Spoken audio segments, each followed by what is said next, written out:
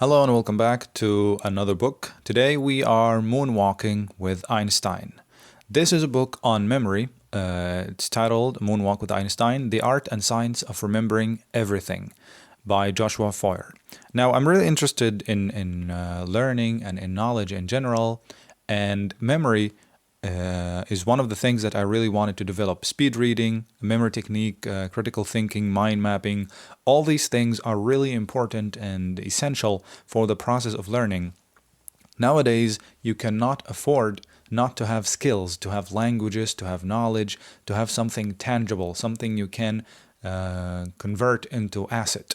And you cannot afford to learn slowly, to learn languages and taking years of trying to develop a skill, because the world is moving so quickly and you have to catch up, especially learning languages and memorizing information and the things that you work and you teach by. You have to have them in your mind.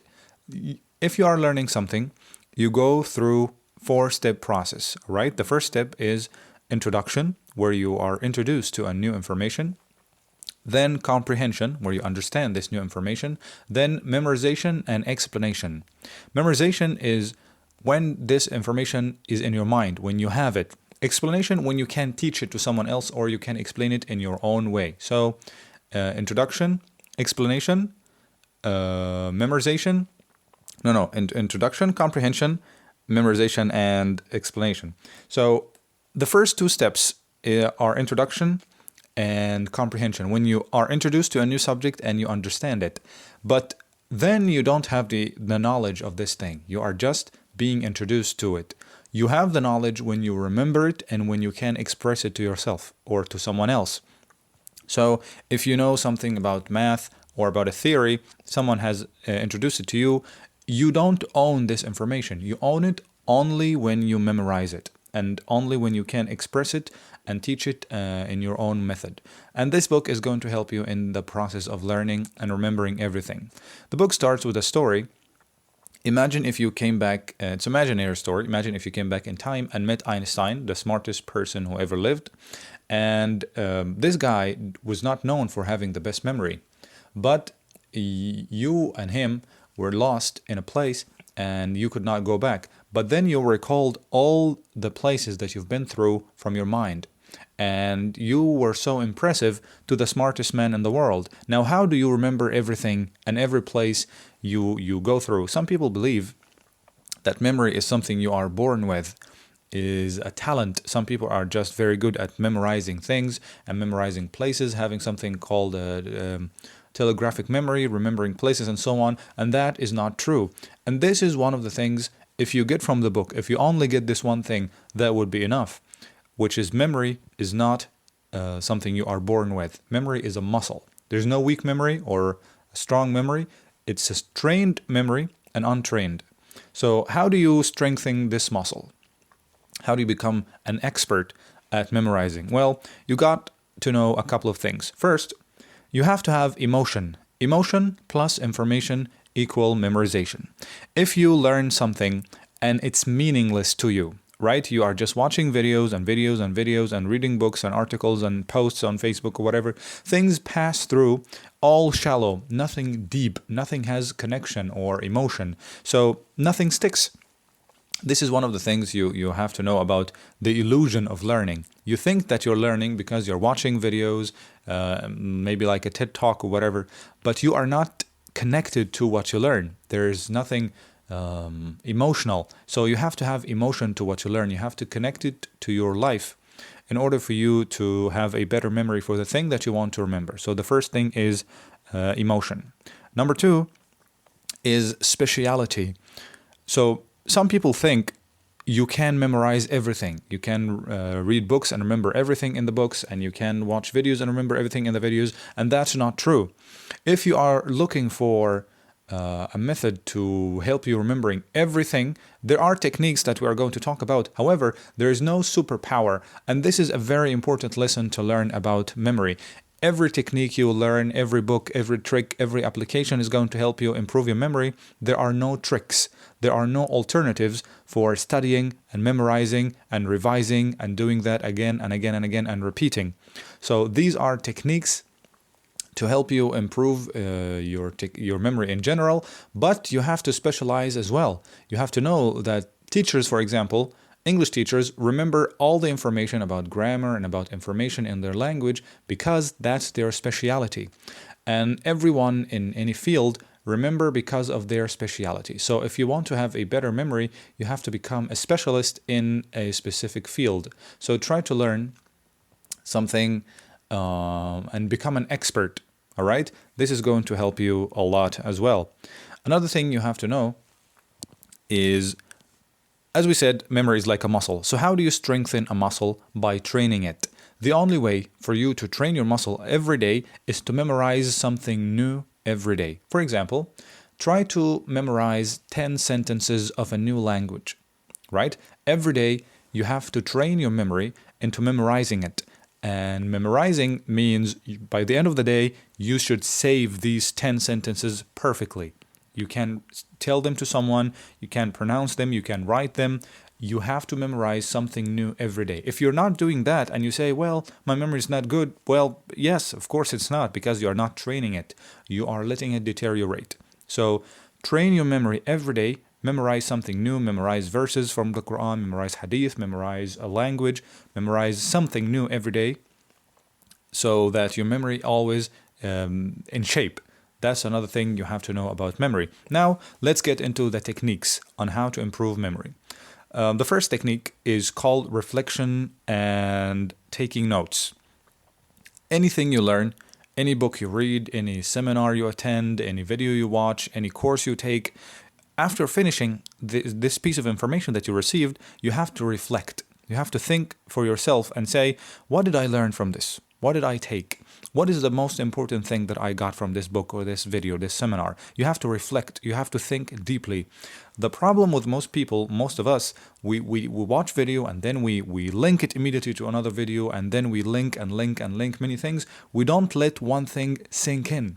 So it's better to read a book 2 or 3 times than to read 3 books at one time. That's very important to know. The same thing, it's better to watch one video for 3 times than to watch 3 videos at one time and not let anyone sink in and have deep understanding and knowledge. So the first thing is to reflect and take notes, right? That's technique number 1. Number 2 is spaced repetition. That's a very, very efficient technique, and it's common. Spaced repetition, it means to learn something and repeat it again and again throughout the day and throughout the week and months and year. How is that? You learn, for example, 5 sentences in a language. So the minute you learn them, they are in your immediate memory, right? They are so fresh. You can remember them immediately. But after an hour or 2 or 3, they go down and down and down. You start forgetting them. So spaced repetition means you learn something, and after 3 hours, you start revising this thing again. And after 6 hours, you revise it again. And after 9 hours, you revise it again. And then now you've passed the day, you move to the second day. And you leave that thing, and after 3 days, you revised it one more time. And after 5 days, and then after 7 days, and then after 12 days, and so on. You try to repeat this information. As long as it goes down, you have to bring it up. You have to make it always on the surface. I know it's not easy. It's not a fancy technique. However, it's so efficient and it works. Try to remember anything that you wanted to memorize so badly. This method has no shortcut. However, it is really efficient in putting the information into your long-term memory. All right, so spaced repetition. The thing that you want to remember the most, always try to revise 1, 2, 3 times a day, at least 2 times. All right. The third technique is the Feynman technique, created by Richard Feynman. Now, this technique is very, very good, and teachers will understand it. This method says anything you want to remember the most, teach it to someone. So if you learn a poem, if you learn a skill or something you want to remember, try to teach it to someone, because when you teach something to someone, you learn it twice. It sticks to you even more. So if you don't have someone to teach, maybe try to bring your children or your friends or family and try to teach them this thing. If you don't have anyone at all, try to teach it in your mind. Imagine if you are teaching it to someone, and acting and thinking is very important. Now, the last technique, which is the technique that the author of the book used, and it's the Memory Palace. Now, the author of the book is a journalist who seeked and looked for the smartest person in the world, or the person with the best memory in the world. And in his memory, in his memory search, or the search for the person with the best memory, he met Tony Buzan, the author of Speed Reading and Use Your Mind and Use Your Memory and Memory Palace and Mind Mapping. We might get to this guy's book, and I really want to get to them as they are about learning skills. So he learned that there is a competition known as the World Championship of Memorizing, and he met people who can remember cards and remember poems and remember numbers and people's names and so on. So there's a competition that is meant for people with strong memory, and he wanted to document the lives of these people. But then Tony Buzan suggested that he himself must try to take part of this competition and become a member, and maybe he will get a good placing. And he did that, and he tried to practice and so on. And his mentor suggested that he tries the Memory Palace technique. Now, how does it go? The Memory Palace technique is a method suggesting that anything you want to remember, imagine putting it into a palace or into a house, into a place, and on the walls of this place, you can see everything you want to learn. For example, if you want to learn a language, imagine your house. Now you remember your house perfectly because you live in it. So when you enter the door, imagine the word that you say immediately when you meet someone. For example, if you learn Russian, imagine saying "Здравствуйте" when you are entering the door. Then in the front door, or once you enter your house, imagine written on the wall "Доброе утро," like which is good morning. And then going to the kitchen, imagine saying "Добрый вечер," and then going to the bathroom, imagine saying another word like "Добрый день," and so on. So imagine the words are written on the wall, and when you try to recall them, you remember your house. This is the memory technique. Or you can make an image into your mind onto something strange or something silly.